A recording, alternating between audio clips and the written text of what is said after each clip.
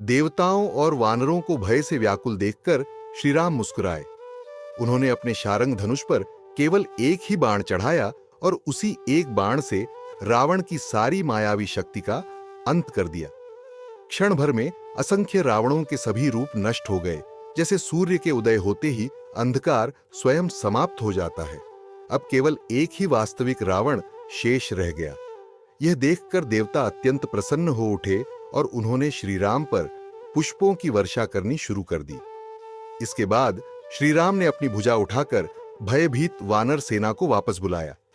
वानर और भालू एक दूसरे को पुकारते हुए लौट आए। प्रभु का बल और साहस पाकर वे फिर उत्साह से युद्ध भूमि में कूद पड़े। उधर रावण ने जब देवताओं को श्री राम की स्तुति करते देखा तो उसके अहंकार को और ठेस लगी।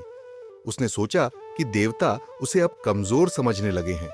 क्रोध में भरकर वह बोला, मूर्खो, तुम तो हमेशा से मेरी मार खाने वाले रहे हो।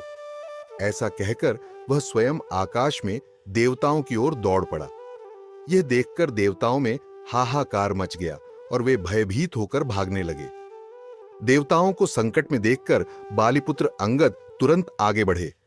वे उछलकर रावण के पास पहुंचे, उसका पैर पकड़ लिया और उसे जोर से पृथ्वी पर गिरा दिया। फिर उसे लात मारकर वे वापस श्री राम के पास आ गए।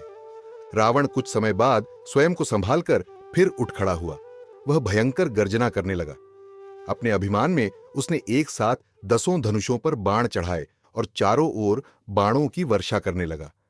उसके तीव्र प्रहारों से अनेक योद्धा घायल हो गए और कुछ समय के लिए सेना में भय और व्याकुलता फैल गई। अपने इस पराक्रम को देखकर रावण फिर से गर्व और हर्ष से भर उठा। जय श्री राम, जय श्री हनुमान।